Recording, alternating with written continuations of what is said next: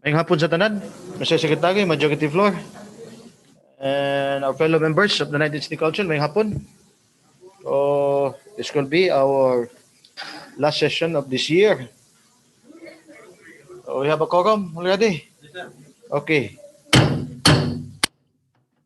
Good afternoon, everyone. The 17th regular session sa Sangguniang Pangsod, Dakbayan sa Cagayan de Oro is now called on to order.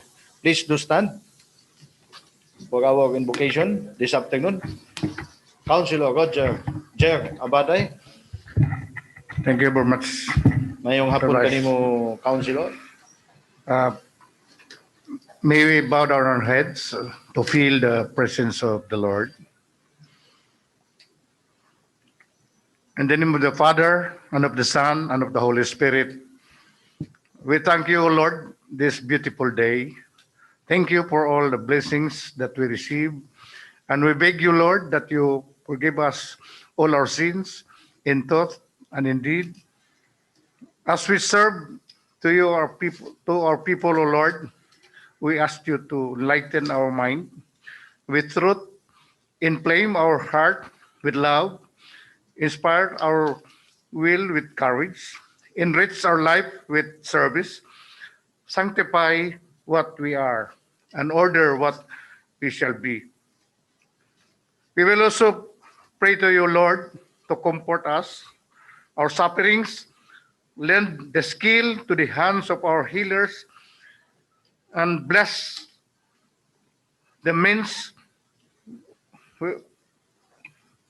used for our cure, especially those afflicted with various diseases like COVID-19. This season, Lord, we pray for you, for joy in our heart, hope in you, love to forgive, and peace upon the earth. Glory be to the Father, to the Son, to the Holy Spirit. Amen.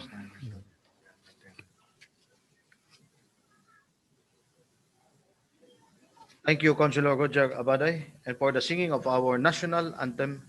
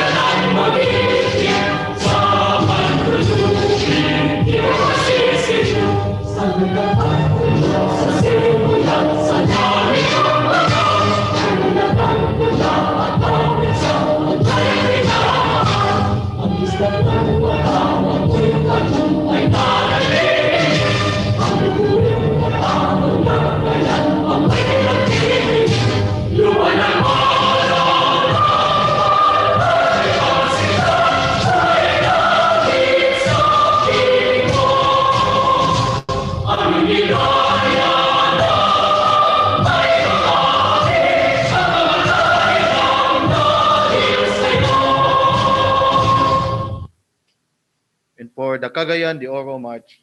Ready?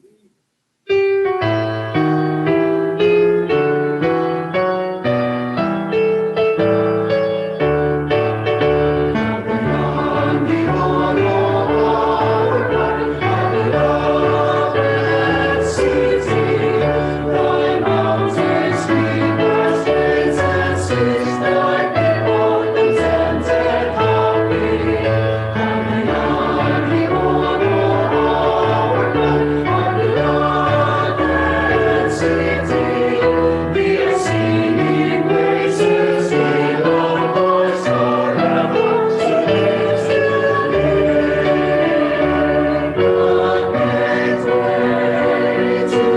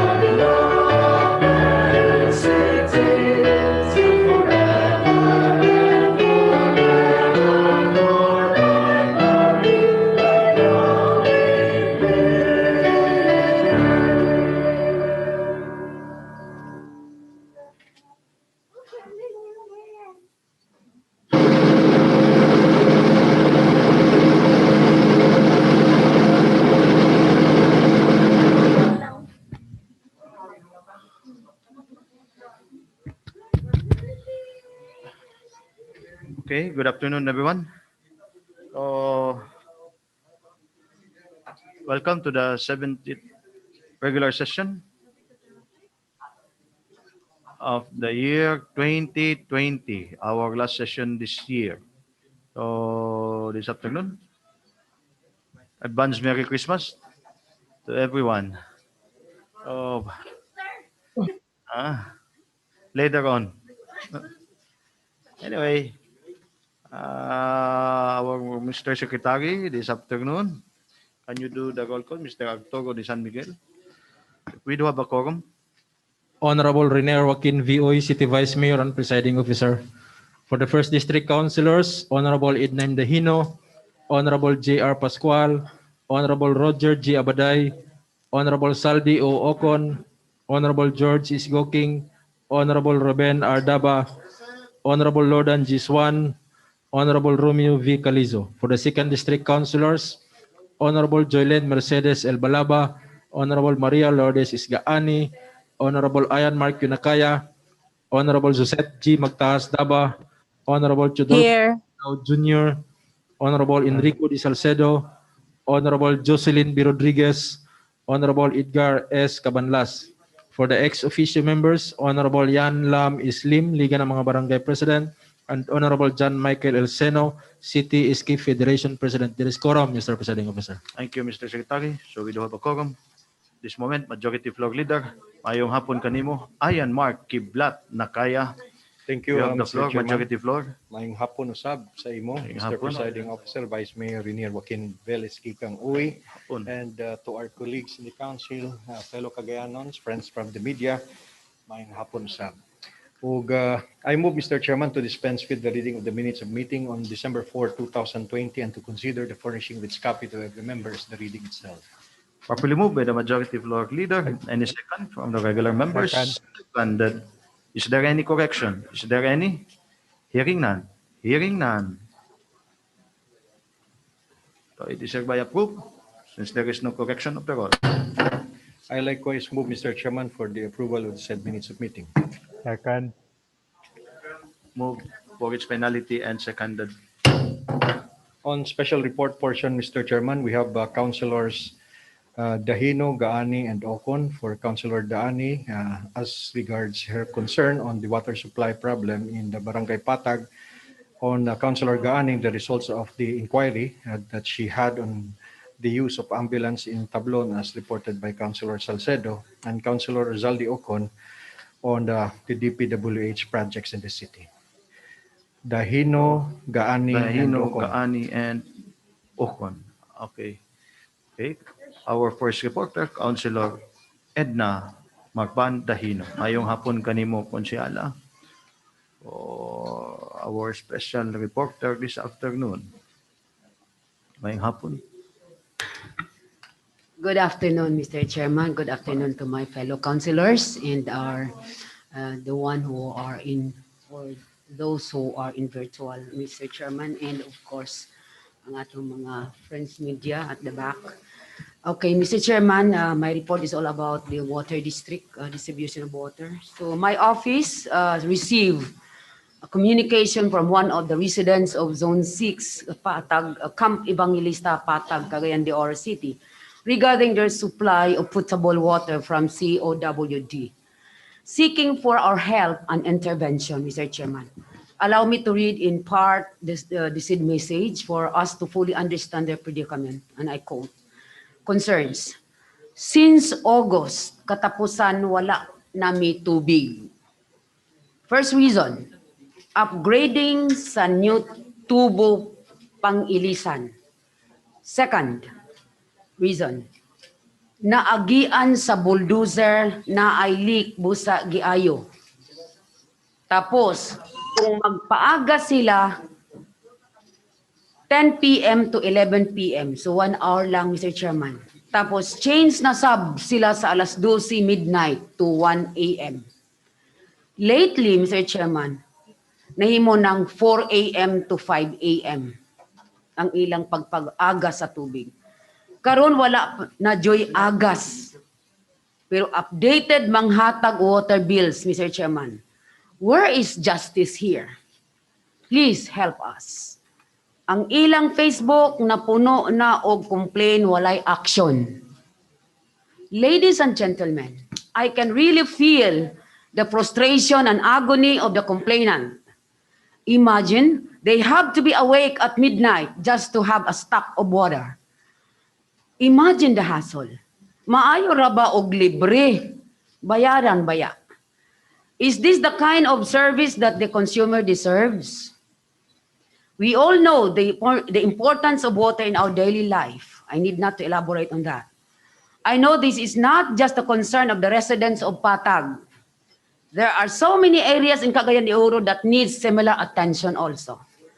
So in behalf of the residents of Zone 6 Patag, I urge the same complaint be referred to the Committee on Public Utilities and be acted upon the soonest possible time para mahatagan og kasulbaran kining problema sa supply sa tubig nga dugay na usab giantos sa mga katawhan sa Cagayan de Oro. Matod pa nila, Mr. Chairman, bisan kini na lang ang ato kunong pinaskuhan para kanila. Thank you very much. Okay, thank you, Councilor Edna Orban Dahino. Anyone wants to react or have an opinion about the special report? None? Okay, Councilor Romeo Calizo. Councilor Romeo Calizo, which is coming from his beloved barangay, Thank you very much, Barangay Mr. Patag. Chairman. Good afternoon to you, Maayong hapon. and good afternoon to all my colleagues and our guests. I happen to be from Patag, Mr. Chairman, and I really feel the problem that is brought before the office of our distinguished colleague, Councilor Edna Dahino. And really, I sometimes get puzzled by the way water management is being done by COWD, because in Patag, especially those zones inside camp, no? Passing through the gates of Camp Evangelista, water is really... Zone 6 is not the area of Iraq? No, Zone 4 is Iraq, Mr. Okay. Chairman. Zone 6 is Signal Hill. Yeah, it's Signal Hill. Zone 5 and Zone 6 are part of the then Signal Hill of the 4th Military Area, Mr. Chairman. And probably because of its geographical characteristics, being a highland, distribution of water is really that scarce. So, that has been a long time problem, and COWD has not given to the feeling of the Patagnons, has not given the appropriate solution to the water problem. So, some members of Zones 5 and 6, these are parts of Signal Hill, resorted to coming up into an, I don't know if it has already formalized, officialized, no? Cooperative. They came up with a cooperative. They said they named it Forsana, and resorted to deep well, so that they can have ample water to address their immediate needs. But of course, this is not supposed to be happening, Mr. Chairman, because we have COWD who's supposed to be managing water distribution. In fact, during one of our meetings in the Committee of Public Utilities, under the chairmanship of Councilor Bonglao, it has been reported that there are over 250 deep wells within Cagayan de Oro. Why do we have to resort to deep wells if there's an appropriate, a good management of COWD? And therefore, I really support the prayer of Councilor Dahino that this be given preferential attention. What will happen about 5, 10, 15 years from now if management is that very, very poor? So again, I fully support the prayer of my colleague here, Councilor Dahino, such that there should be a fast and an appropriate action that should be given by COWD. And if not, well, if we can only legislate appropriate laws in support to a better, to an improved management of water distribution, then I would really support, Mr. Chairman. Thank you. Okay, thank you, Councilor Romeo Calizo. Mr. Chairman. Okay, in addition, Councilor Roger Abaday. Thank you, Mr. Chairman, my colleagues, and all people who are watching us this afternoon. That is a good and follow-up special report of Councilor Inday Dahino. You remember that this representation rendered also a special report for the last few sessions regarding the low quality of water, poor quality of water, low pressure of water, and poor service or after service. So last week, during the committee meeting with Councilor Bonglao, the chairman of Public Utility, the presence of the general manager and operation manager of COWD has admitted all these discrepancies, Mr. Chairman, of their company, Mr. Chairman, and they promised that they will have to improve their services. And according to them, that they are now in the process of routine repairs of the maintenance repairs of their facilities. But that has long been promised and long plan of the COWD, Mr. Chairman.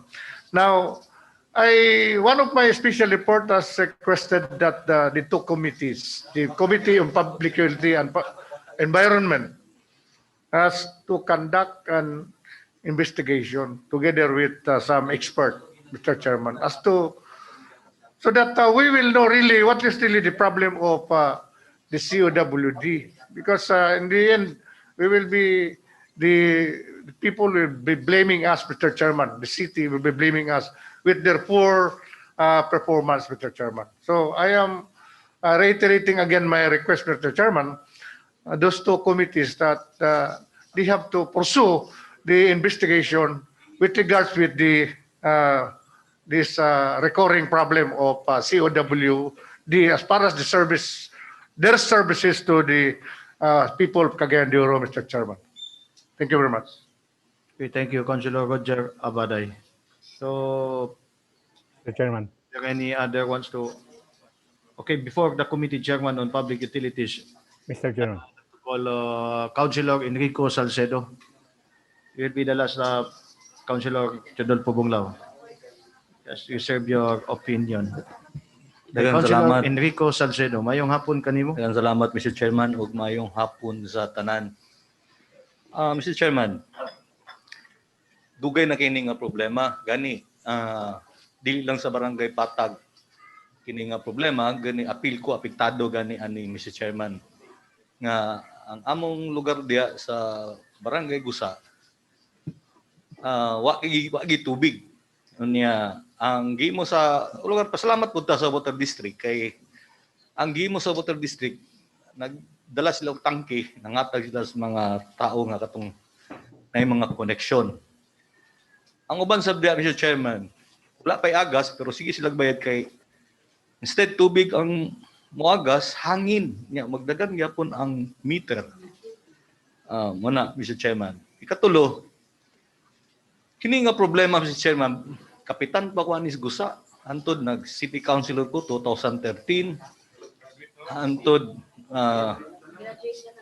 mo graduate na lang sa atong katapusan nga termino unya morning ginabalik-balik nga reklamo sa mga tao Usa makaingon na sa ko, Mr. Chairman, ko inutil man siguro City Council kay nganong hantod karon problema gyapon niya akong pangutana sa COWD nganong dili nila paminahon ang reklamo sa mga tao, Mr. Chairman. Muna, unya wa ko kabalo kung say gimo sa board, say gimo sa general manager, uban pa. Gani, Mr. Chairman, kawapo tong special report ni Councilor Edna Daino kay napukaw ang special report ni Councilor Roger Abaday na mag-conduct o investigation ang City Council para gyud may bawaan ko unsay root cause, unsay ugat hinungdan ani kung dili moagas lubog ang tubig. Sigasa wala tay daganan, Mr. Chairman. Unya naglibog sa go, ikaw pat kay asa man din tong Metro Pacific, Mr. Chairman. Mura man to gihuyop sa hangin, nawala man. Una nga kayon ko nga asa naman rin tong 100,000 cubic meter nga bulk water supply. Nga unta katong bulk water supply intended man to sa ako nasabtan, intended man to sa first district.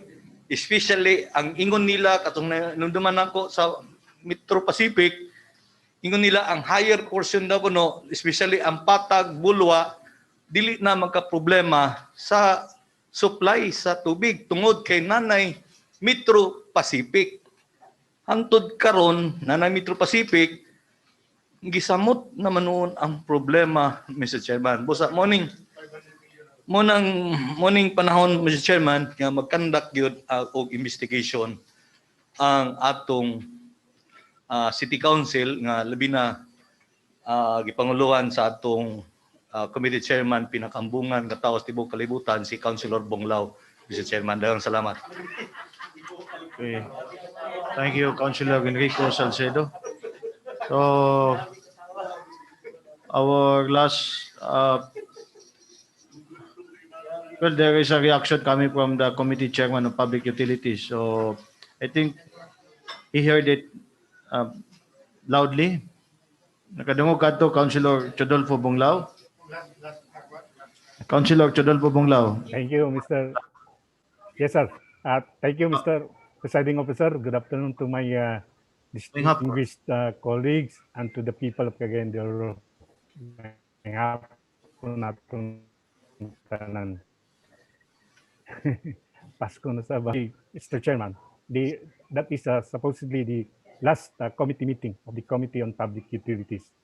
And we are fortunate during our meeting, the presence of the management of COWD, headed by their manager, Engineer Batar, and the assistant manager, Engineer Tesoro. And I'm also very happy because the presence of Councilor Abaday, of which that is the main topic during the committee meeting regarding his previous special report regarding the turbidity of water, and based also on his report of Councilor Abaday that there is a plastic element found in the faucet, especially at Barangay Kauswagan. So everything were answered by the management that sometimes they admit that there is turbidity, sometimes that flows out from the faucet. Then sometimes there is a low pressure because of their ongoing upgrading being undertaken by their company. So with that report, in fact, according to the manager, from time to time, Mr. Presiding Officer, they conducted a water analysis, to make sure that the water is safe and safe for drinking and safe for use for the people. So that was the report of the management.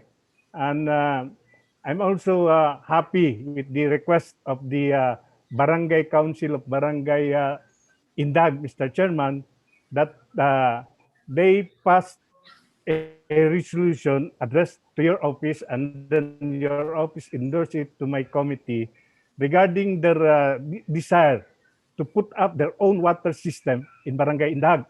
Kaya for several years, according to them, according to the barangay officials, dugay na gid sila nag-antos nga walay tubig ang Barangay Indag. So, naa may private company nga willing mo supply sa ila og tubig, no?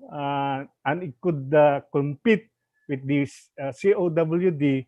So may na lang kuno kayo nga aprobahan sa City Council kay at least no tagaan sa og medyo kulang-kulangan na pud ang serbisyo sa atong COWD kung pananglitan maglisod sila og pag-supply og tubig ngadto sa uban nga mga barangay.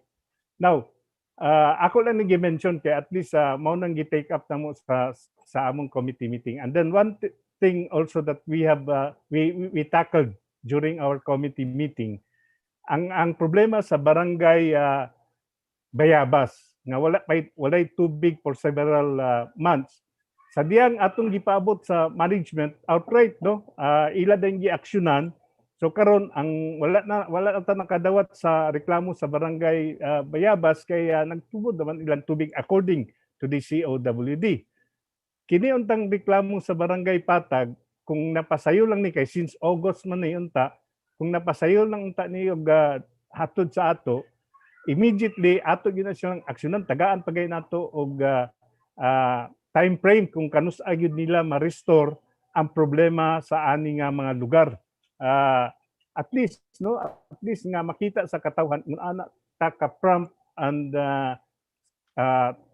to take action with regards of the complaints of our people, especially on water supply. So maurugan ang atong so sa uban pud nga mga lugar nga dunay problema sa water supply, ato po gyapon gitagaan sila og time frame nga So nagpasalamat ta kay sa dihang mitubag ang atong general manager, no less than Engineer Batar, nga naay gamay nga mga inconvenience nga may tabo tungod kay sa ilang pag-repair, but they have assured our consuming public nga from time to time ilagid ko nung atimanon ang problema.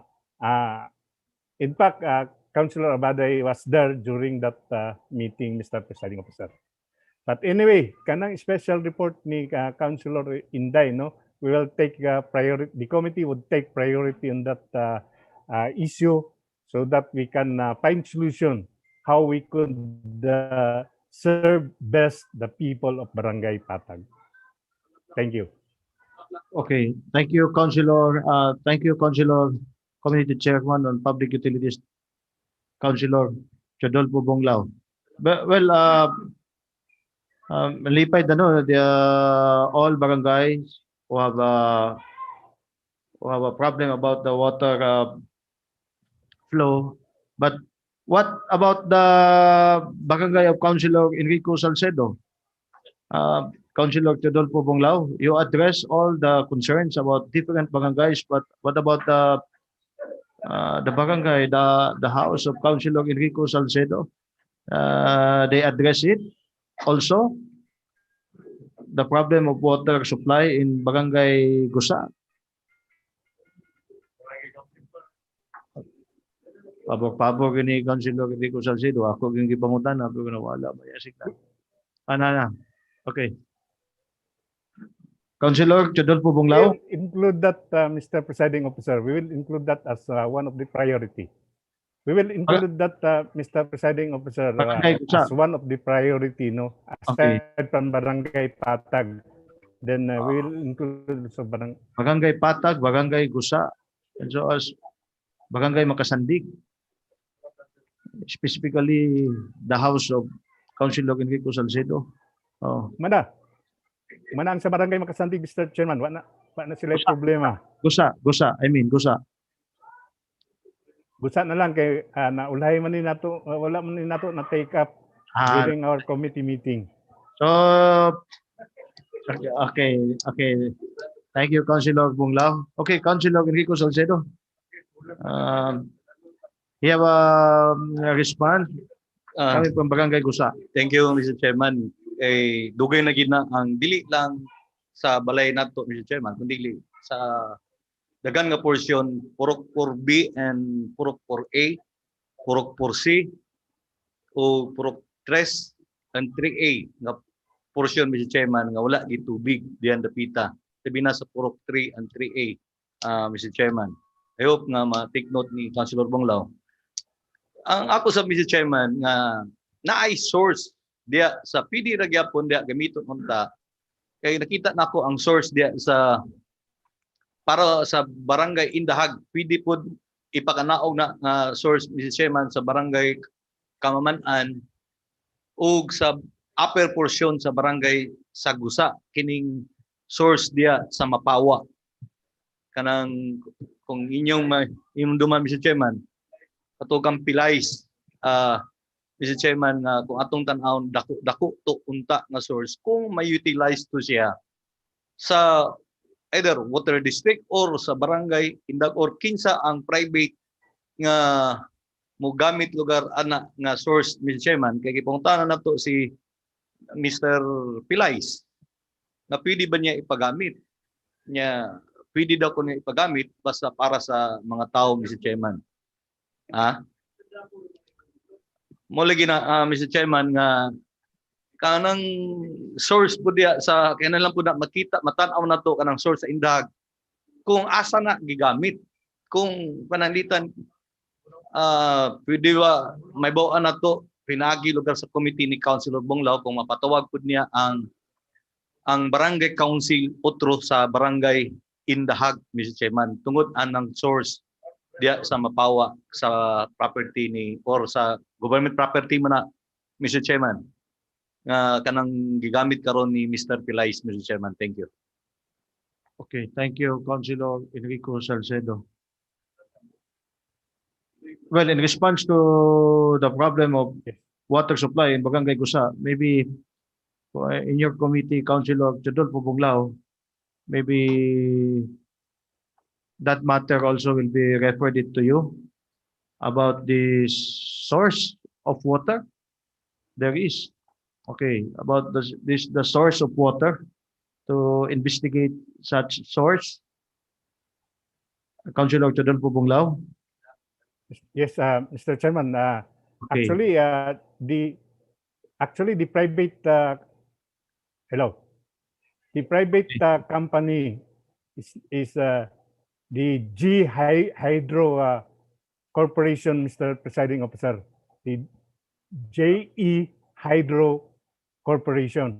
So, ang ilang source, no, dito sila mukuha sa Bubunawan na river, surface water niya i-process nila para nga pag-supply nila dito sa barangay Indag mahimong safe and drinkable water. So pwede sa nato nga ipasumpay down to barangay Gusa kaya dili naman kay layo ang barangay Gusa o Gapan. Ato nang i-request anyway.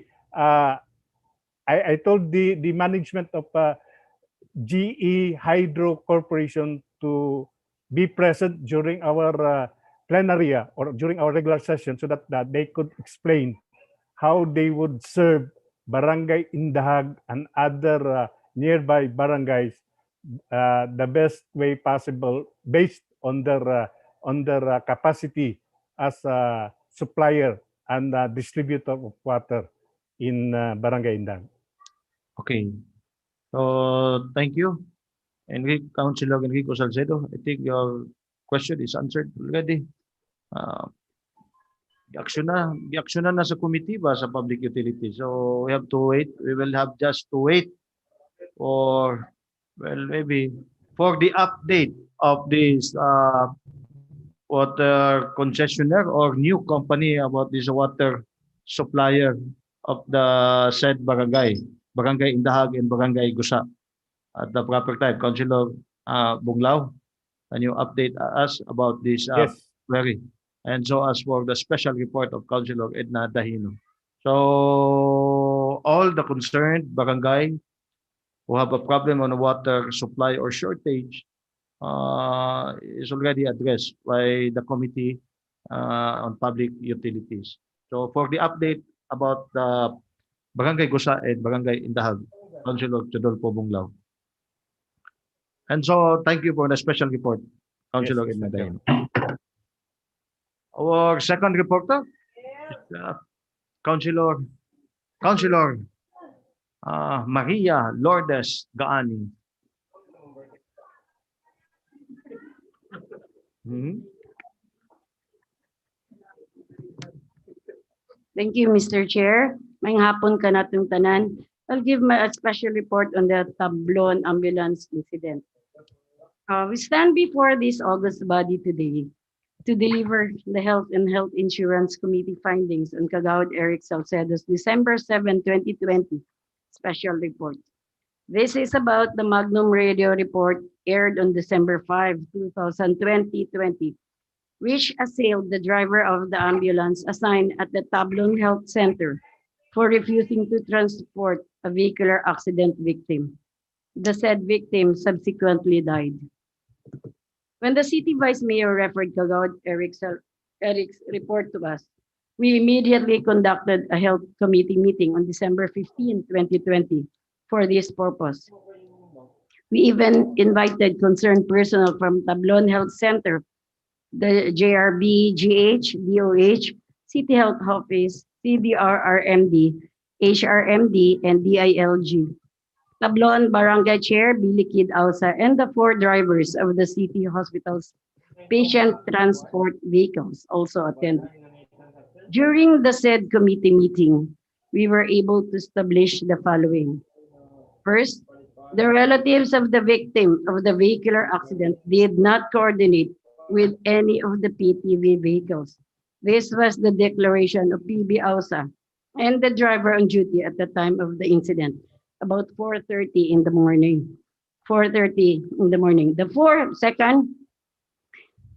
PTVs of the JRB GH are not yet DOH registered as ambulance.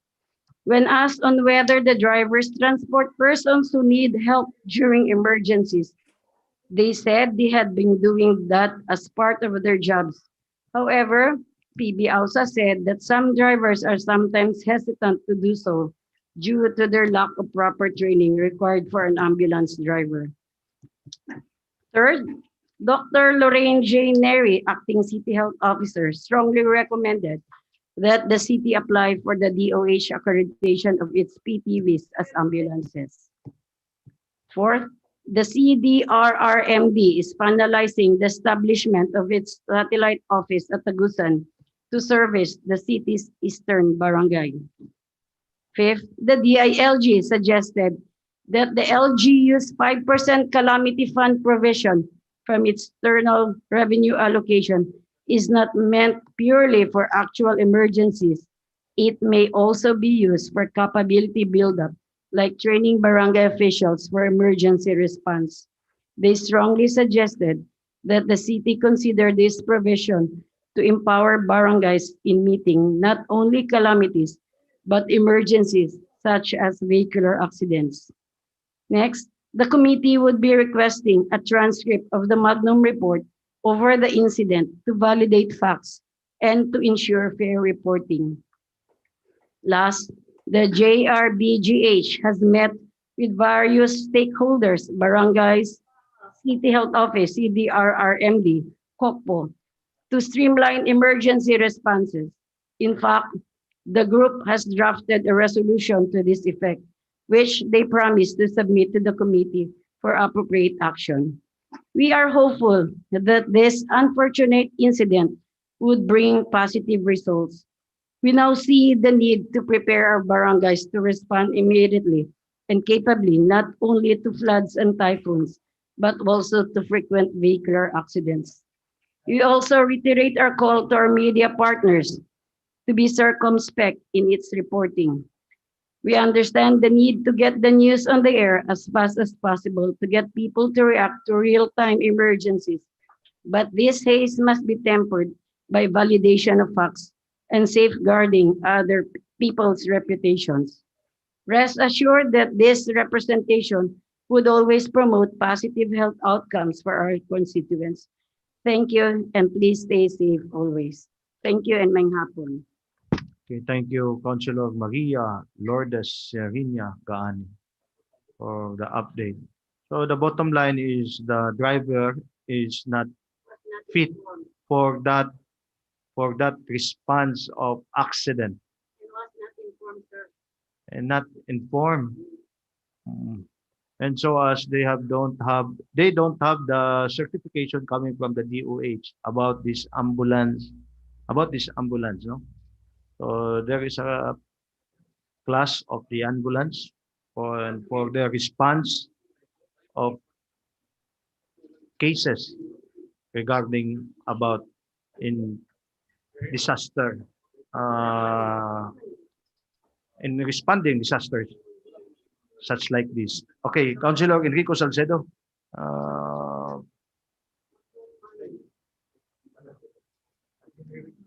Daghang salamat, Mr. Chairman. Query lang ang Councilor Gani. Kaya yun siya nga wala ma-properly inform ang driver.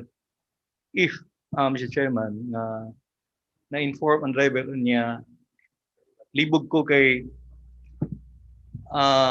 dili registered sa DOH ang ambulance, di ba? Mo imong gikan sa as ambulance. Sadto ba, Mr. Chairman, kung na-inform, posible gyapon nga balibaran gyapon sa driver. Query lang ako kang sa atong sa Councilor Malugani. Okay.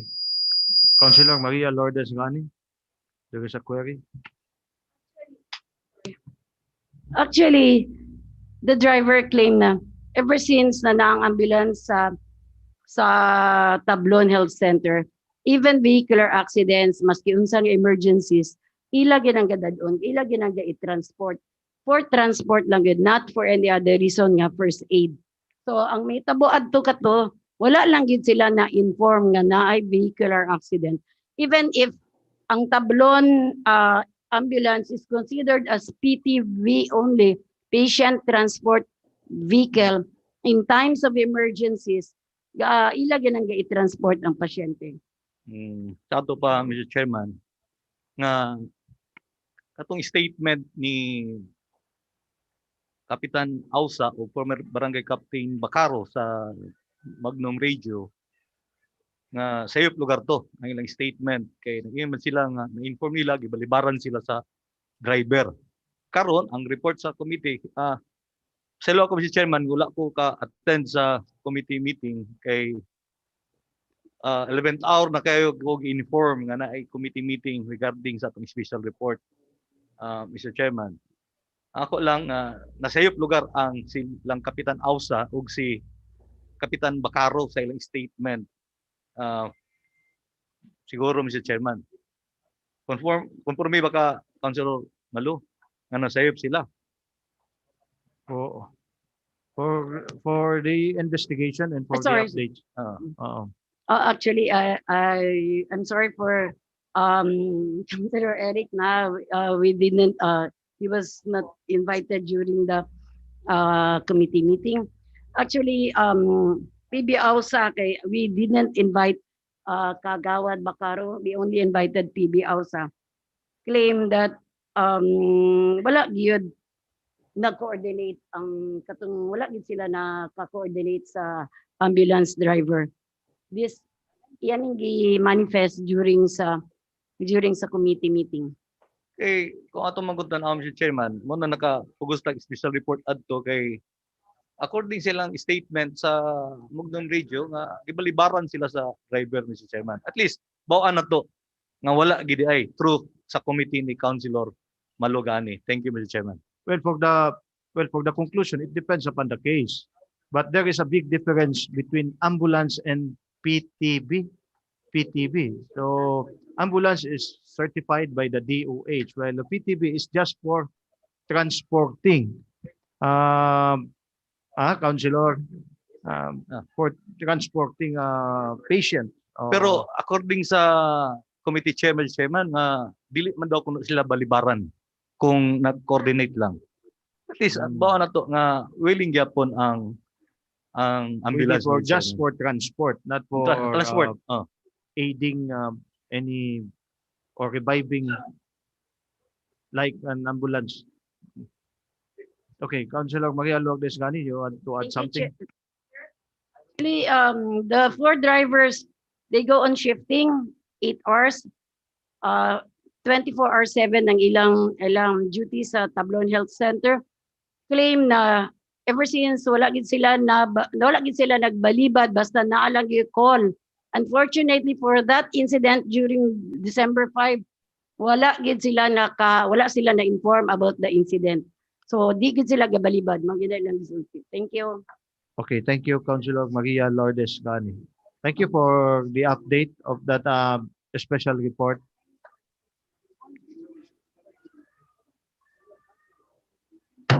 Okay, our third reporter,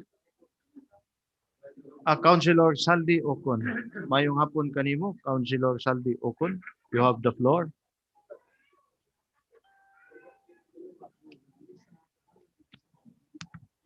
Thank you, Mr. Presiding Officer. The members of the City Council, advance Merry Christmas. Mhm. A few days from now, Mr. Chairman, 2020 is about to end. And I also understand, Mr. Chairman, that this will be our last regular session for this year, 2020. So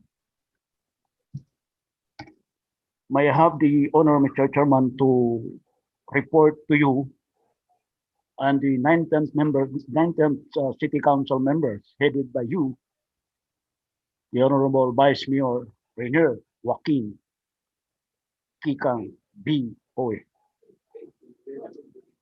the incoming, Congressman of the Cagayan de Oro.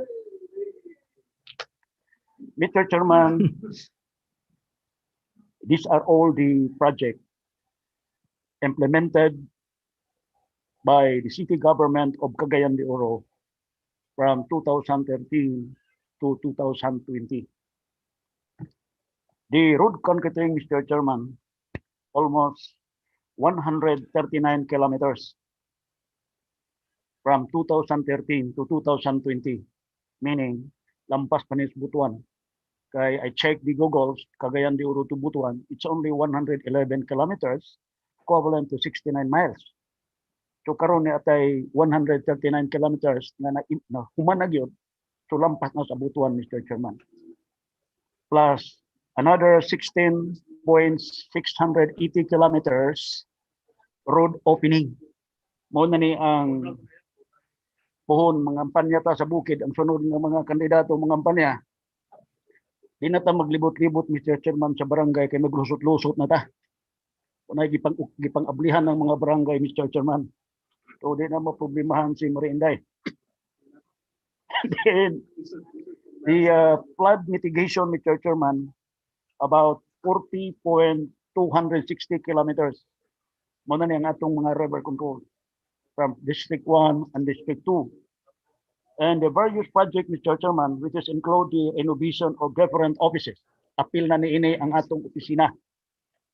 Then apil na ang drug rehabilitation center, the construction of 3-story kanang presohan sa city jail.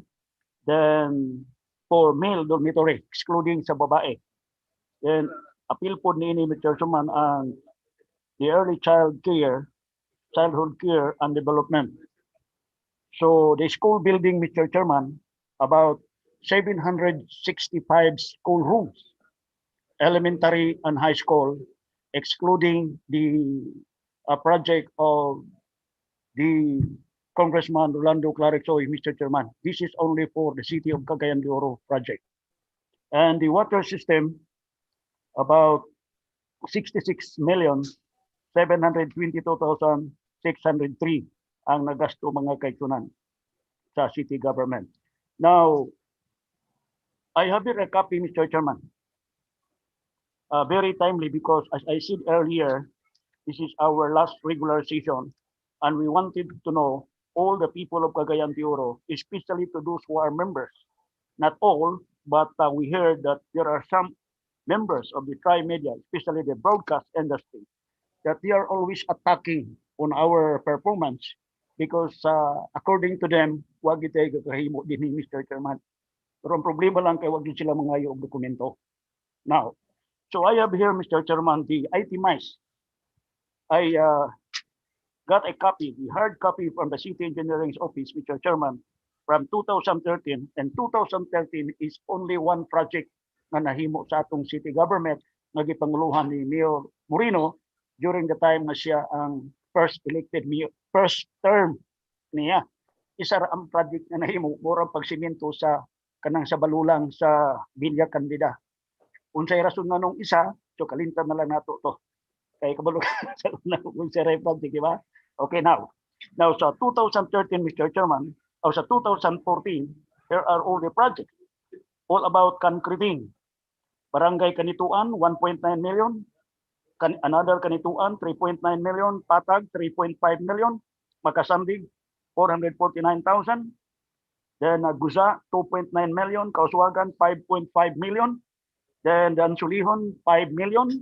And remark completed, Mr. Chairman. Then another project, 2015, road concreting in Barangay Pigsagan, 5.4 million. Then another concreting Taglimaw, 8.7 million. Tuburan, 4.9 million. Nazareth, 1.8 million. Kauswagan, 794,000. Pagalungan, 3.9 million. Tagpangi, 11 million. Bayanga, 500,000. Lumbia, 13.2 million. Then Corrales, 4.9 million. Baikingon, 5.4 million. Upper Balulang, 4.9 million. Pagatpat, 999,000. Balulang, 1.6 million. San Simon, 5.4 million. Remarks completed, Mr. Presiding Officer. Then, ako lang yung paspason, hindi lang ako basahon ng mga kinsay nga kontraktor ani kay malangan na ta. Then another concreting, Mr. Chairman, Barangay Balubal, 4.8 million. Then concreting Barangay Tablon, 2.9 million. Then Sulihon, another 999,000. Then that's all for 2015 remarks completed. For 2016, Mr. Chairman, Mauni, Barangay Mambuaya, 5 million. Another road concreting. Sitio Pahiron, Lumbia, 6.4 million. Busa, Kamakawan, Indahag, 6.3 million. Barangay Bayanga, 499,000. Ipunan, Baikingon, San Simon, 4.9 million. Sionten, Upper Carmen, 8.9 million. Then Kauswagan, 1.7 million. Kanituan, 2.9 million. Another Kanituan, 2.4 million. Kanituan, another 2.4 million. Bayabas, 1.4 million. Remarks completed, Mr. Chairman. Then this is for 2016, and last two for 2016 project. Barangay Bayabas, 2.7 million. Kalaanan, 4.9 million. Remarks completed. Now, happy na. 2017 project, Mr. Chair, and members of the City Council, people of Cagayan de Oro, concreting for road and Kanituan, 2.5 million. Sorry, 2.015 million. Road reblocking Aluba Buenara di Oro Road. Makasandig, 4.9 million. Kanituan in Pagatpat, 7.9 million. Apit mag 8. Barangay Carmen, 8.9 million. Nga na dapit, Mr. Chairman, sa paving of road at Jontain, sa Barangay Carmen, and 2017. Then another, Mr. Presiding Officer, project, Barangay Dansuliho, 9.9 million. Pagatpat, 1 million. Kauswagan, 1.1 million. Tumpagun, 11 million. Dako-dako. Dansulihon, 1.2 million. Balugang, 3.1 million.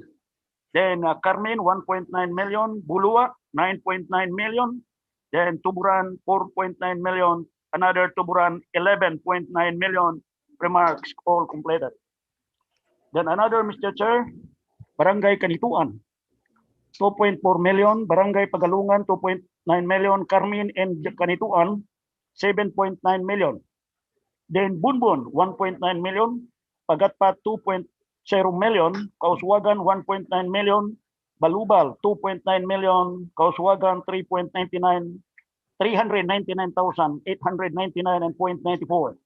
Balulang, 3.5 million. Bulua 2.4 million, Bugo 1 million, Indahag 2.4 million, Kauswagan 1.4 million, Kanituan Okay. 2.4, Patag Okay, 1.0, Okay, Bisigan 9.9. Councilor Saldi Ocon.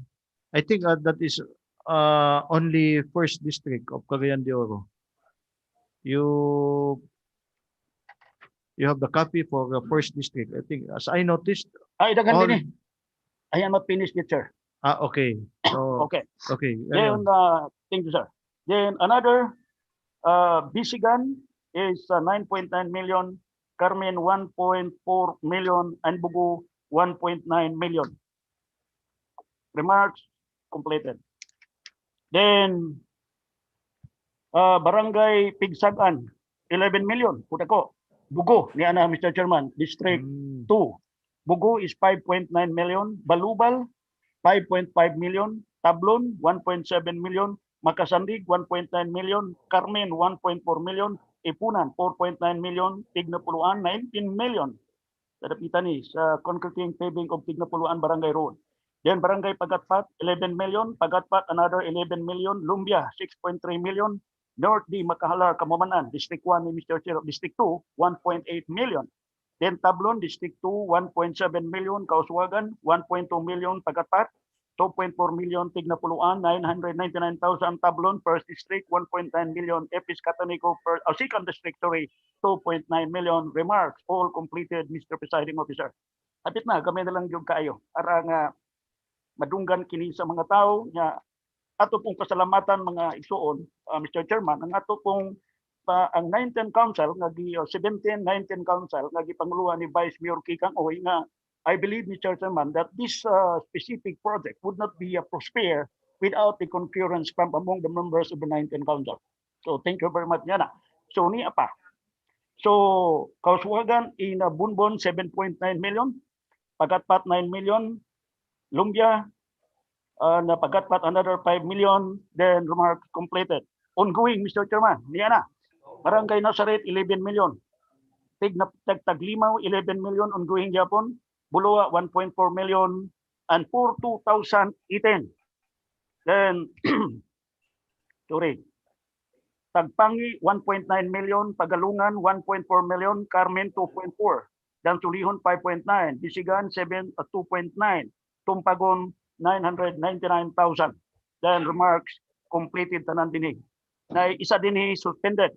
Kining naa sa Barangay Bulua karon suspended, Mr. Chairman. Ang rason ini why suspended because the road right of way na simentohon, there are some public owners, private owners na nagbabag because they want them na mabayaran sila. So that is another burden on our part because we will call the presence of all the owners through committee hearing para po nga mabayaran po kini sila, Mr. Chairman.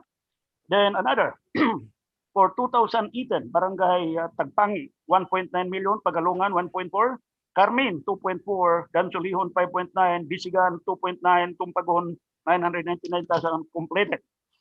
Then another, Baikingon, 2.9 million, Makasandig, 1.9, Mambuaya, 2.5, Mambuaya, 999,000, Nazaret, 1.4, Makabalan, Carmen, Makanhan, Carmen, 2.9, then Carmen, 1.9, then Sulihon, 999,000, San Simon, 999,000, Baikingon, 2.9 million, Tignapuluan, 2.9 million, then Apubil, Subdivision Patag, 3.5 million, dan Sulihon, 2.9, Bugo, 5 million, 499,000, Ipunan, 1.9, Ipunan, 2.9, Pagalungan, 1.9, then Pagalungan, another 4.7 million. Remarks completed, Mr. Presiding Officer.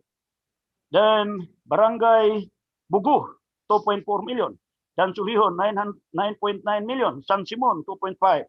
Balubal, 3.9. Kauswagan, 1.4. Pagalungan, 9.9. Bayanga, 4.5. Makasandig, 1.4 million. Balulang, 3.4. Baikingon, 9.9. Pagatpat, 2.9. Mambuaya, 4.1. Then Tignapuluan, 2.7. Bunbun, 1.9. Bunbun, another 1.9. Bayanga, 2.9. San Simon, 9 million, 0.9. Completed tanan ang remarks. Then, Dan Sulihon, Mr. Chairman, another 1.9. Upper Balulang, 5.4. Taglimaw, 2.9, Makasandig 1.4, Buluwa 2.5, Kanituan 9.8, Pigsagan 19.9, kuda ko ni. Then Patag 1.9, Balulang 4.0, Busa 2.9, Indahag 1.9, Lumbia 4.9, Pagalungan 2.9, Indahag 2.4. Then another June 2, Kauswagan 1.9, Carmen 4.9, Malasag Kugman 2.9, Kauswagan 2.4 million, all completed, Mr. Chairman. Then kamay na lang yung kayo, kumpleto na ito para di magmahain ng uban. Kauswagan 2.9, Balubal 5.9, Pagalungan 19 million point 4, Lumbia 2.5, 2.9, Lapasan 1.4, Tagpangi 4.9, Bisigan 9 million point 9. Muna dito karon hurot na halos siminto na tanan. Bisigan 4.9, Kauswagan in Bunbon 2.9, Puerto 1.9, Baikingon 1.9, Tuburan 19 million point 9. Dalan gyapon ni Tuburan. Kauswagan 3 million point 9, Tagpangi 19 million point 9, then Tignapuluan 19 million point 9, dinagko ng gitanan. Dansulihon 4.9, Tumpagon and Pigsagan 19 million point 9. Remarks completed, Mr. Chairman. Kami na lang yun, kamay na lang. Sorry for your indulgence, Mr. Chairman. Then another Tignapuluan 4.9, Taglimaw 4.9, Kanituan 2.4, Fatag 3.5, Lumbia 9.9. Then for ongoing project today, concreting gihapon, Tignapuluan 9.9. Then another Makasandig 1 million, Consolacion 1 million, Gusa 1 million, Makasandig 1.4, Lapasan 3.9 million, Balulang 2.9 million, Agusan 2.9, Agusan 1.4. Ang uban ani suspended due to road right of way, Mr. Presiding Judge. May na lang yun. Then Kugman at Tignapuluan 4.9, Puerto 1.4 million. So ongoing. Sa 2019, these are all the project which is being now all completed. Then Bulua 1.9, Kanituan 4.9, Ipunan 2.1, Ipunan 3.9, Tignapuluan 4.9, Bulua 2.9, Makasandig 1.9, Kauswagan 1 million, Kauswagan 3.5, Bayanga 4.4, Carmen 2.9, Lumbia 9.9 million. Huwag nagmahay, puro tanan, apod. Then Ipunan 1.9 million, Kanituan 1.4, Balulang 1.9, Balulang 4.9, Kugman 1 million, Kanituan and Pagatpa 3.5, Dansulihon 4.5, Carmen 3.9, Balulang 3.6 million, Tagpangi 9.9 million, Bisigan 4.9, Bulua 4.9, Dansulihon 4.9, Dansulihon 4.9 million, Bayanga 9.9 million, Balubal 9.9 million, Tagpangi 2.9 million, Bugo 2 million point 1. Remarks completed, Mr. Chairman. Then another Bugo 2.4 million, Balulang 1.9, Balulang another 1.9, Balulang another 4.9, Mr. Chairman. So muna makita nato under sa present administration, Mr. Chairman, o sa support sa atong mga kauban sa City Council, the distribution of project, Mr. Chairman, dili kinaingon nga pilion. Kumo kay dili ta kauban nga kapitan, di ka taga project, dili ka na mao. Kinahanglan ganiro ng tanan, kay ang katawhan man may nagpili na to. Then another, Mr. Chairman, Barangay Kauswagan, 1.2 million. Consolacion, 2.9 million. Bugo, 1.6. Bugo, 2.9. Carmen, 4.9. Tagpangi, 3.9. Dansulihon, 9.9. Bugo, 2 million. Bugo, 750,000. Lumbia, 4.9 million. Bulua, 3.5 million. Kanituan, 2.4. Pagatpat, 1.9. Patag, 9 million, 0.9. Completed, Mr. Chairman. Kamay na lang yung kayo. Kamay na lang. Kamay na lang yung kayo. Pasinta lang kayo. Okay. Okay. Niya pa. Kamay na lang, Marinday. Kamay na lang. Okay. So niya din ang Barangay Lumbia. Another sa 2019 higapon. Kapit na ang sunod na page 2020 na. Lumbia 9.9 million. Kauswagan 1.9. Lumbia 5 million. Tuburan 6.5 million. 6.6 million. Ipunan 5 million, Tignapuluan 4.9 million, Carmen 2 million, Tignapuluan 2.9 million, Balubal 17,166,000. Proposed development of Barangay Balubal, Purukuan to Balubal, Sitio, Lagilay, Access Road. So, ongoing ni sila karon. And then for 2020, completed. Yung din Indahag, 2.9 million. Pagatpat, 1.9 million. Lumbia and Pagatpat, 4.9 million. Kauswagan, 1.9 million. Carmen, 1.9 million. Mauna tanan, Mr. Chairman.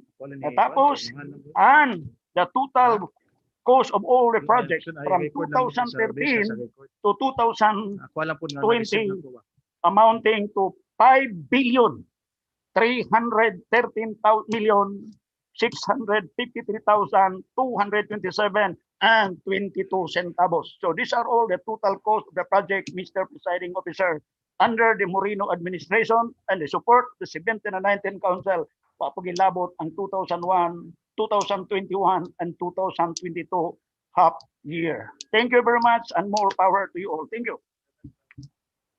Okay, thank you, Councilor Saldi Ocon. Mr. Chairman, Thank you for the updates. So, may I comment? okay. Thank you. Reaction coming from Majority Floor Leader Ayan Marquiblat Nakaya. Thank you pare. Councilor Saldi. Sulug-sulugon ko ni Councilor Maria Lourdes Gani nga Merry Christmas. Anyway, may I read one of our friends in the messenger, Mr. Chairman, and he does not want to reveal himself, but this is related to road network, and I guess this is urgent matter also that maybe we can refer to the Committee on Engineering. In toto, I would like to read the text message. I read on FB a post by cdodev.com. It said that DPWH plans to build a rotonda at the Puntod side of the Puntod Kauswagan Bridge. Large trucks, some with trailers, together with light and medium-sized vehicles, use this road. It will be a potential major checkpoint as these vehicles maneuver and compete for narrow space as they negotiate the rotonda. Please help cause the review of this plan and compare it again with other alternatives. Thank you. I understand where the point of perspective that this person would like to relate to the City Council, Mr. Chairman. Considering that if we create a rotonda and this is a cargo truck road, it would be difficult to negotiate the rotonda while turning in 90 degrees with trailers at the end of the track. Maybe we can also review this. And the basis of which, Mr. Chairman, is the DPWH Region 10 Facebook page that has published its news that there is already a plan and it will be undertaking this rotonda project in Barangay Puntod. I would like to refer and move this, forward this to the City Secretary and to our chair of the Engineering Committee, Mr. Chairman, for appropriate action. So as regards the report, that's local, and congratulations to the Committee on Engineering for rendering this report and providing us information with the latest update of the projects of Cagayan de Oro. Okay, thank you, Majority Floor Leader Ayan Marquiblat Nakaya. Okay, a quick reaction coming from Councilor Saldi Ocon. That said project is already confirmed. Yes, there is a. I would like to read, Mr. Chairman, the DPWH.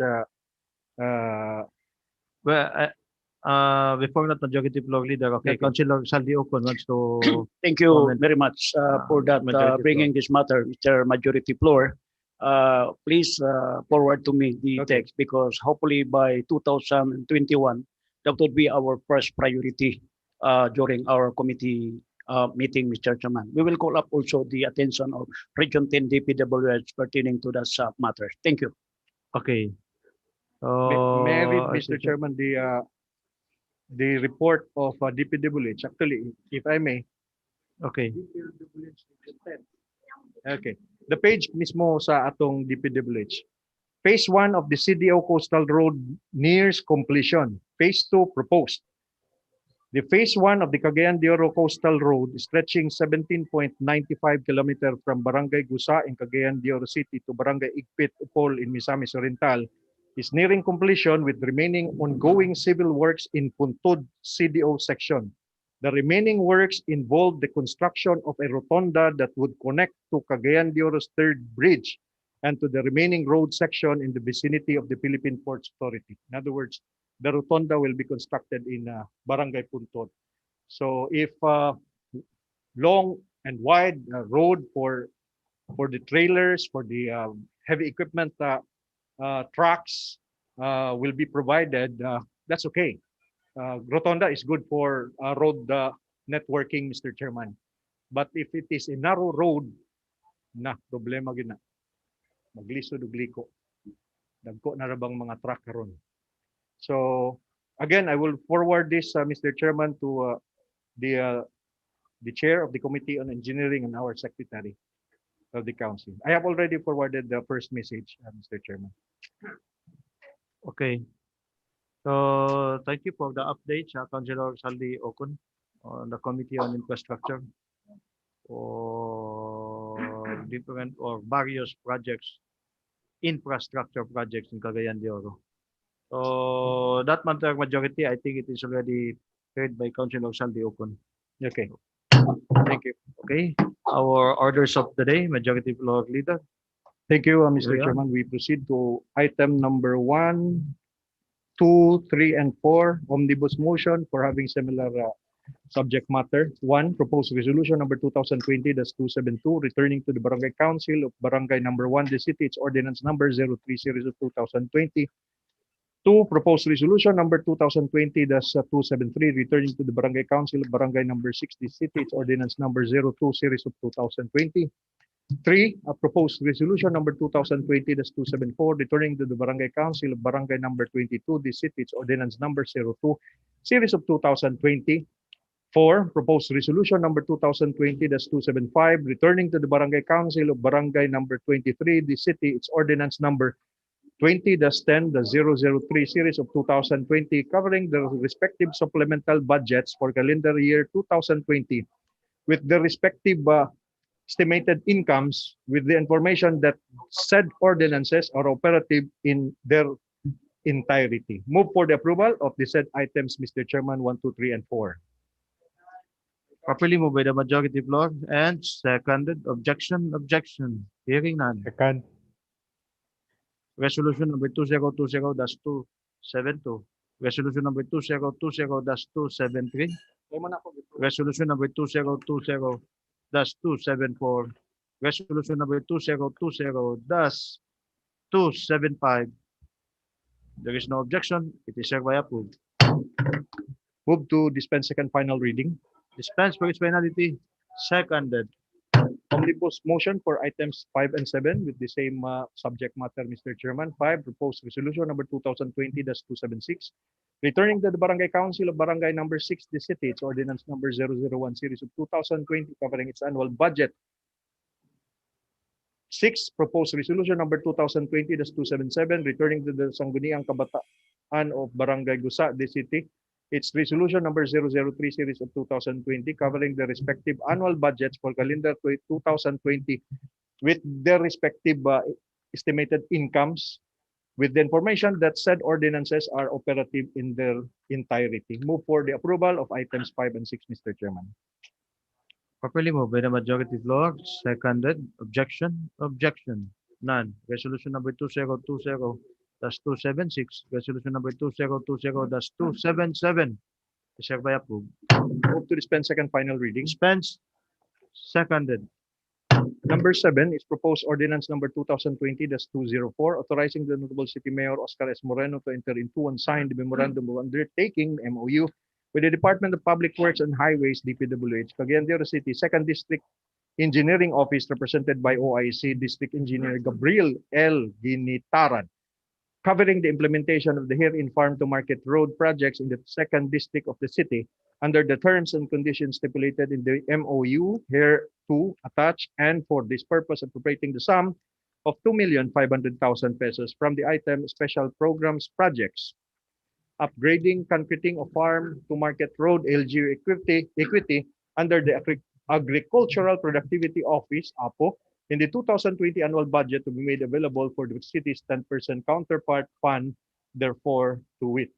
Name of project, project cost, 10% LGU counterpart, A, concreting of Barangay Agusan, FMR, Barangay Agusan, Cagayan de Oro City, 12,500,000, and the counterpart, 1,200,000.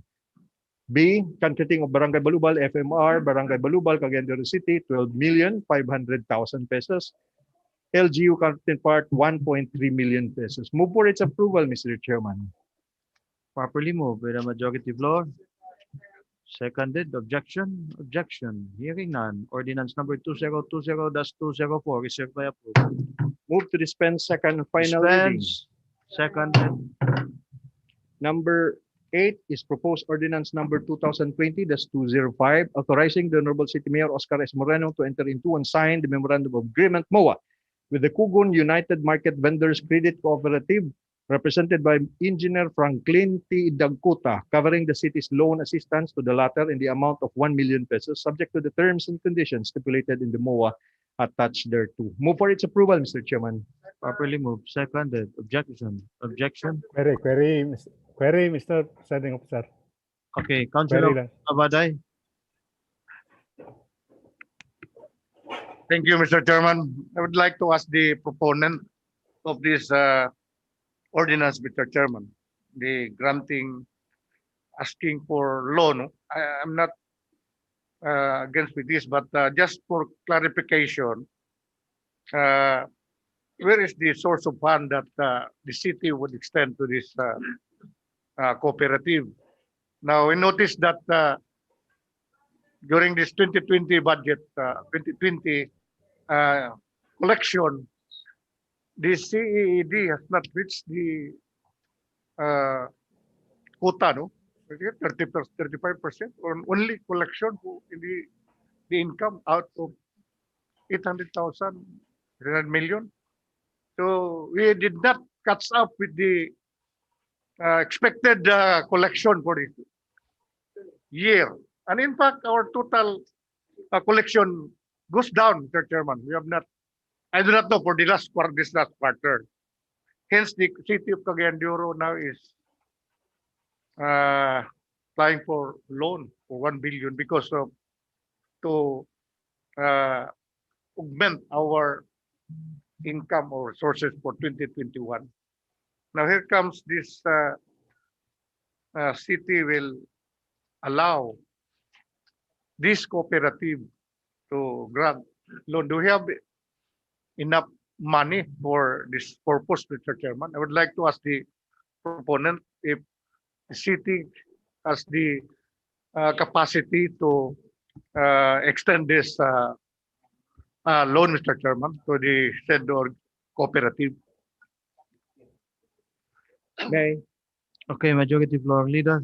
brought to our attention and documents provided by our city secretary, Mr. Chairman, a resolution of the local finance committee of the city government of Cagayan de Oro, signed by the city budget officer, the chair of the local finance committee, and it is included in the supplemental budget which we have previously enacted. The provision of 1 million pesos to be loaned to this organization, the cooperative of Combico, Mr. Chairman. So there is available funds, considering that LFC has certified that there is a funding available, Mr. Chairman. It's here. Okay. Query. So, Councilor Chodolfo Bunglao. I would thank you, Mr. Presiding Officer. I would like to inquire from the proponent, because there are more than 5,000 cooperatives in Cagayan de Oro. If suppose this 5,000 would avail the same with this endeavor of Combeco, can we extend also the same with the what because this might be, could we extend the same assistance that they are asking for the city government, Mr. Presiding Officer? That's my inquiry. Okay. May I, Mr. Chairman? Okay, carry on. I hope Majority that floor. that is a rhetorical question because I could not provide the real answer to that question. It's a discussion on the part of the executive, Mr. Chairman. And for one, I'm not the proponent. In fact, it's listed here, the chair of the Finance Committee as the movant committee, Mr. Chairman. I am just here, have the personal knowledge on the concerns of our vendors in Cogon Market and the establishment of this cooperative, and they would like to have support coming from the city government. That it was positively acted by the city mayor, Mr. Chairman. And as to the question, maybe the city can provide, if at all, those who would come before the honorable city mayor and appeal for consideration such as similarly served as this cooperative, Mr. Chairman, will be provided. And we cannot second guess the city mayor in his own discretion to advance cooperativism and support the entity that that the city mayor has given, for example, this proposal, Mr. Chairman. Okay. So, anyone wants to ask for a clarificatory question? I think there is none. So only for clarification, but not an objection. So again, objection. Is there any? There is none. Ordinance number 2020-205 is hereby approved. Move to dispense second final reading. Dispense with its finality. Any second? Seconded. Number 9 is proposed ordinance number 2020-206, approving the permit of the Balulang socialized housing project located in Barangay Balulang, the city, with an area of 22,819 square meters, more or less containing 244 lots, units, or supplied by the city government of Cagayan de Oro, represented by Honorable City Mayor Oscar S. Moreno, subject to the conditions imposed by the City Housing Board and the City Housing and Urban Development Department. Move for its approval, Mr. Chairman. Properly moved by the majority floor leader and seconded. Objection. Objection. Discussion. Okay. Councilor Roger Abaday. Are you a member of the subdivision in Landed Estate, Councilor Roger Abaday? No, not Mr. Chairman. Okay. I just want to ask the chairman, Mr. Chairman of this committee, whether this lot are titled dot ba ni siya? Mga titled dot? Mga titulado ba ni? It is not indicated in the development permit, Mr. Chairman. Because under the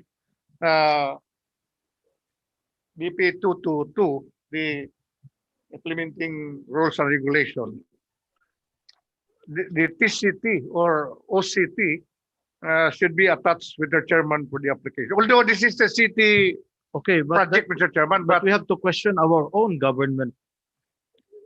Yes, Mr. Chairman, but although this is a government project, but we have seen to it that once we buy or we put project, it should be certain that that project should be owned by the city without encumbrance, Mr. Chairman. So we will not compromise in the future that this owner of the lot will be encounter some legal problems, Mr. Chairman. I'm just asking if there are these are titled lot, because there's a huge number of lots, Mr. Chairman. Okay. Okay, Councilor. Okay, Councilor Edgar Cabanlas. Thank you, Councilor Roger Abaday. Councilor Edgar Cabanlas. Thank you very much for the question. Mr. Chairman, the city government has been very strict in converting lands for socialized housing, especially owned by the city government.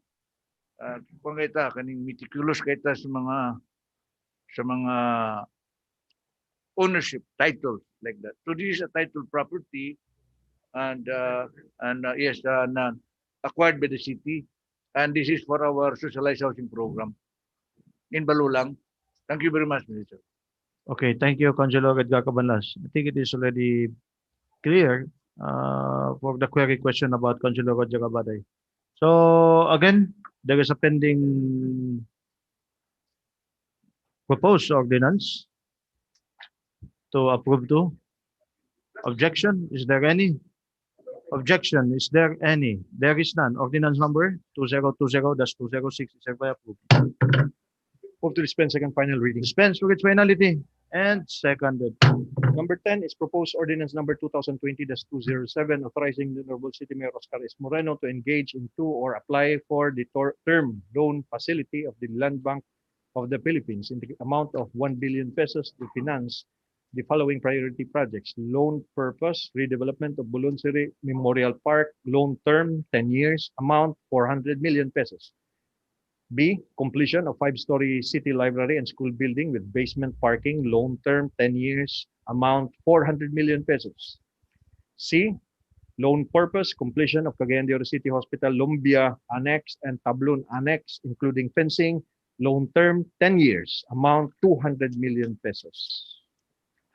Move for its approval, Mr. Chairman. Properly moved by the majority floor leader. Any second from the regular members? Seconded. Objection.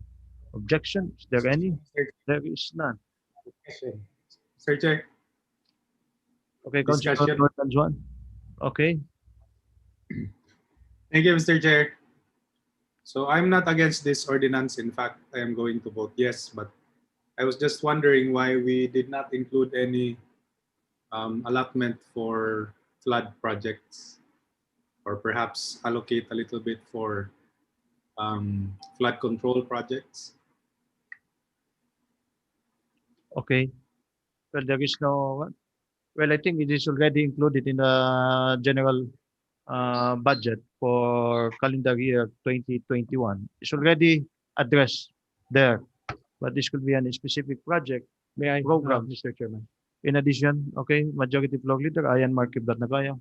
That's the same question that we have inquired from the local finance committee, during which the committee of the whole had conducted the meeting, presided over by Councilor Edna Dahino, Mr. Chairman, with the presence of the vice mayor and the majority members of the city council, and before the local finance committee. And we know, and we were informed during this meeting, Mr. Chairman, that in the line of projects that were partly articulated by Councilor Zaldi Ocon are these projects for flood control and protection of our and welfare of our people.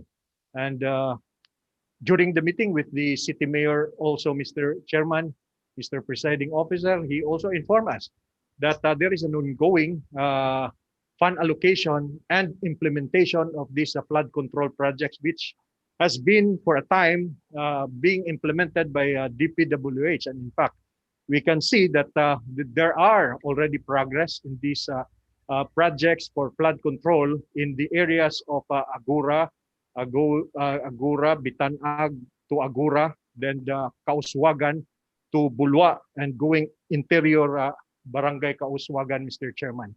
So all in all, it's more than 2 billion. In fact, we were priced, Mr. Chairman, by DPWH when we have them appeared before the plenary in the past 2 or 3 months ago.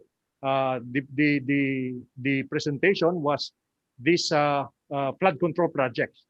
We don't want to duplicate any and all similar projects that would protect the inhabitants of Cagayan de Oro. That is why if there would be any lacking funding in the future and appeal for another consideration of a project that relates to flood control, Mr. Chairman, the city mayor and the local finance committee articulated that they are willing to propose to the city council, but let the DPWH and the existing funding in the general funds first release and disburse the available funds existing in the respective agencies and our local government units. After which, if there is any necessary appropriation for supplemental an augmentation of these projects, the city government and the executive is willing to request and appeal before the city council to provide, to earmark, and to appropriate the necessary funding for this project, Mr. Chairman. Okay, thank you, Majority Floor Leader Ayan Mark Kiblat Nakaya. There is a pending ordinance, as proposed ordinance. Objection? Okay, a discussion. Okay, Councilor Enrico Salcedo.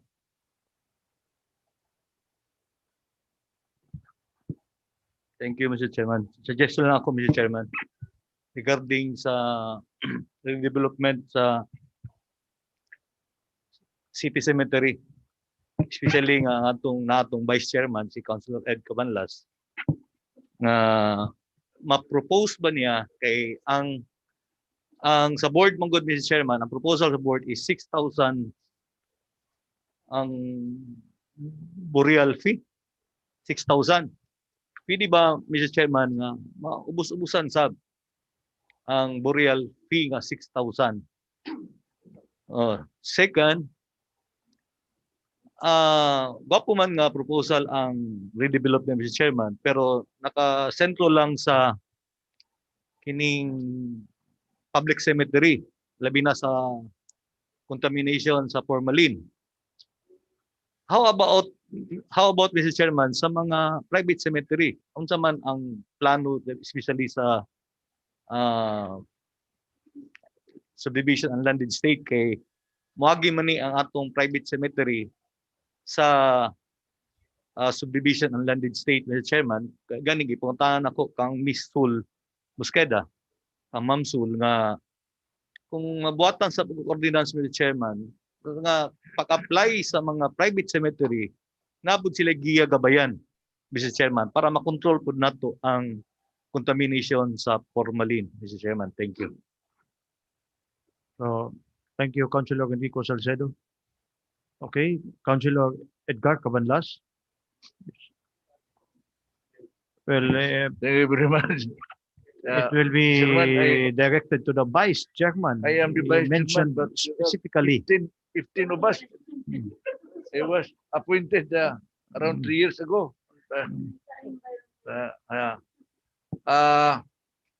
This was because I was appointed as Vice Chairman because in the development of our public cemetery, it will involve 500 relocatees.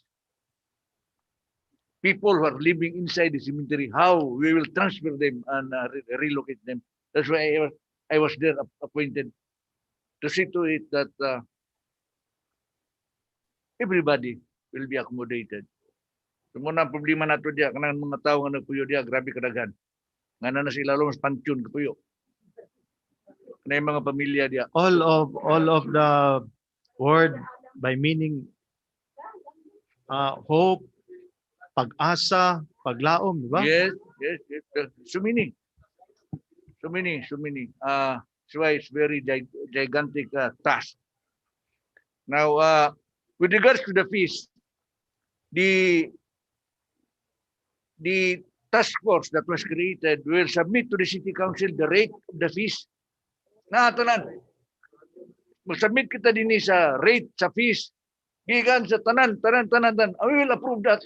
All of us will be involved in the debate and discussion, and we will take that into consideration, the suggestion of Councilor Eric. Of course we can reduce it.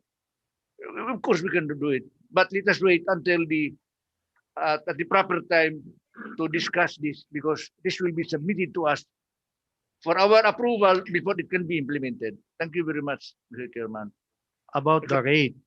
Sa rate, katong Okay. rate, may propose man to. At man to. Kaya wala ko man diha simenteryo. Wala pa man diha simenteryo. So, pagkabot na nga, medyo hapit na mahuman, ayan na ang rate maabot sa ato. Aprobahan din na to. Okay. Pero ma-approve ta. Atong private cemetery, ako na chairman ko sa land estate, 1 year ago human na, wala pa may nag-apply din sa cementeryo. But yes, that's very good idea nga magbuhat ng tao ordinance that will require all, not only public cemeteries, but also private cemeteries, to provide kanang plastic matting sa mga sementeryo para dili mo ship in ang kanang mga formalin dito sa atong water system or water aquifer, groundwater. The groundwater dili makontaminated. We will study that, Mr. Chairman. Okay. Karo ako kay Balos taon sa ilang gihimo kay labay. I do not know yet. Thank you. Okay, thank you, Councilor Edgar Cabanlas. Well, we have to consider also Councilor Enrico Salcedo is just a warrior, a warrior by heart, an eco warrior. He's an environmentalist. Committee chairman on environment, so you are to be a warrior by an eco warrior. So that is why his heart and soul is for the environment. And so thank you, Councilor Enrico Salcedo and Councilor Edgar Cabanlas. So there is still pending proposed ordinance, properly moved and seconded. Again, is there any objection? Objection? There is none. Ordinance number 2020-207 is hereby approved. Move to dispense second final reading. For its finality, any second? Seconded. Item number 11, Mr. Chairman, is proposed ordinance number 2020-208, approving the annual budgets of the general fund with estimated income of 6,518,832,415 pesos, and of the special account local economic enterprises utilities with an estimated income of 731,167,585 pesos, both for calendar year 2021 to finance estimated various expenditures of the same amounts for calendar year 2021. Move for its approval, Mr. Chairman. Properly moved by the majority floor leader. Any second? Seconded. Objection? Objection. Hearing none. Hearing none. Ordinance number 2020-208 is hereby approved. Move to dispense second final reading. Dispense for its finality and seconded. We have for inclusion, Mr. Chairman, considering that it's our last session day for 2020. For inclusion, Yes. do we have Well, Mr. Secretary, do we have any other backlogs? There is none. 13, 14, 15, 16, including all. and 17. And is the resumption of the session in 2021 included? No. And the number 18, Mr. Chairman, is the Okay, schedule. for resumption. Yes, So on the we have to take a January break 11. for our recess. Conclusion. Is it 11? Sad to say, Councilor Edna Dahino cannot go for vacation or any COVID pandemic that we have facing. So Wala tayong calendar yun. do you have a calendar? Wala pa. January. First Monday or second Monday? We suspend 28 and 4. January 4. But I will take that up on item number 18, Mr. Chairman. Okay. Yes. Move for their inclusion. For inclusion, item number 12, 13, 14, 15, 16, 17, And 18. and 18, lastly. 19, Mr. Presiding Officer. For inclusion, Okay. may I ask one inclusion? Okay. Extending our deepest sympathy to the late Okay. James Giam, subject to Okay, styling, Mr. Subject for styling. Okay. Item number 19 or the last. Wala pa ba? Wala pa. The barangay captain of barangay Councilor Mambuaya. Mambuaya. 19 and 20. 19 and 20. Gali limtan no. No, so item number 19 and number 20. So for inclusion. So from 12 to 19, to 12 to 20. So any second? Seconded, carry on Majority Floor Leader, item number 12. Number 12, Mr. Chairman, is proposed resolution number 2020-278, returning to the herein mentioned barangay councils their respective ordinances, covering their supplemental budgets for calendar year 2020 with the information that said ordinance is operative in its entirety, to wit, Patag SB 3, ordinance number 11-04-2020 with the amount of 1,190,214 pesos and 67 centavos. Barangay Pagalungan, SB 2005, series of 2020, 1,617,296 pesos. Barangay 1, SB 204, series of 2020, 19,000 pesos. Barangay 16, SB 1001-2020, 1,074,970 pesos. Move for its approval, Mr. Chairman. Properly moved by the Majority Floor Leader. Any second? Seconded. Objection? Objection. Hearing none. Resolution number 2020-278 is hereby approved. Move to dispense second final reading. Dispense for its finality. Any second? Councilor Jose? Seconded. Move to dispense second final reading. For its finality. Second. Seconded.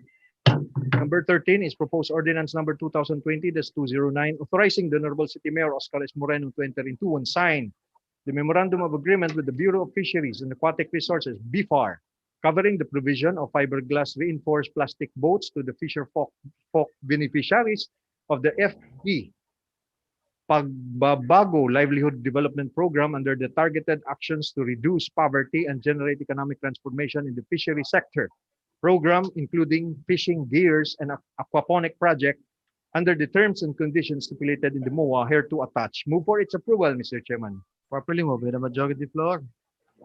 Seconded. Objection? Objection.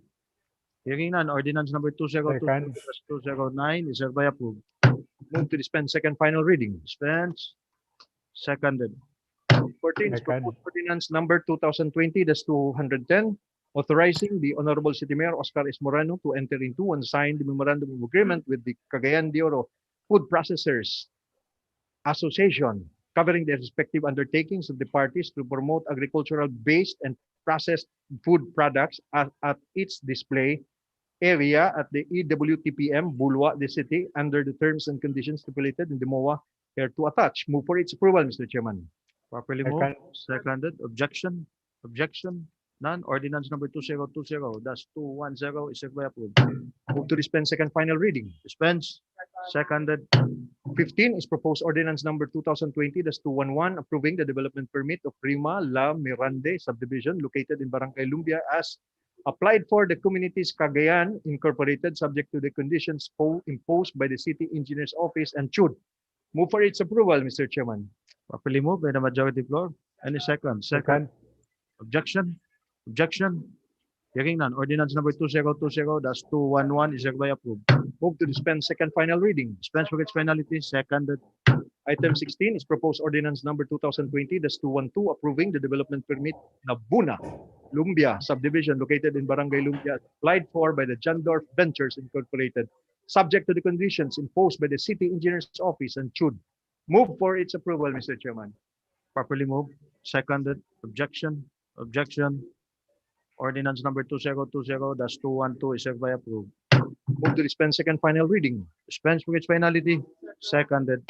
17 is proposed ordinance number 2020-213, approving the development permit of Lisandra Peak subdivision located in Barangay Lumbia as applied for the communities Cagayan Incorporated, subject to the conditions posed by the City Engineer's Office and should. Move for its approval, Mr. Chairman. Properly moved. Seconded. Objection? Objection? Hearing none. Ordinance number 2020-213 is hereby approved. Move to dispense second final reading. Dispense for its finality and seconded. Number 18 is proposed resolution number 2020-279, suspending the regular sessions on December 28, 2020 and January 4, 2021, in deference to the Yuletide and New Year celebrations. Move for its approval, Mr. Chairman. January 11 that we will resume, or Yes, January Ah, 11. okay, of the next Monday. Monday after January 4. Okay. So properly moved by the majority floor leader. The seconded. Is there any objection? Objection. Ito nakulangan pa. Oh, so James Giam. there is no objection. After all, resolution number 2020-279 is hereby approved. Move to dispense second final reading. Dispense for its finality. Seconded. Number 19 is proposed resolution number 2020-280 expressing the city's condolence to the bereaved family of Mr. James Giam. Move for its approval, Mr. Chairman. Properly moved by the majority floor leader. Seconded. Objection. Objection. None. Resolution number 2020-280 is hereby approved. Move to dispense second final reading. For its finality. Any second? Seconded. For item number 20, Mr. Chairman, may we request Councilor Dukbubay Daba to take the resolution. Thank you. Is he your cousin, Councilor? Huh? Okay.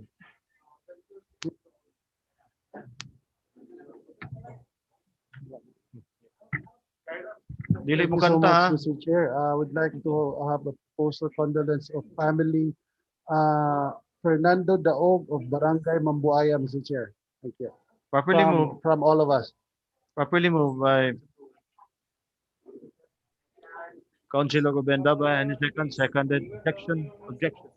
Hearing none. Resolution number 2020-281. Abi na kumukanta si Councilor Ruben Daba. So there is no objection. It is hereby approved.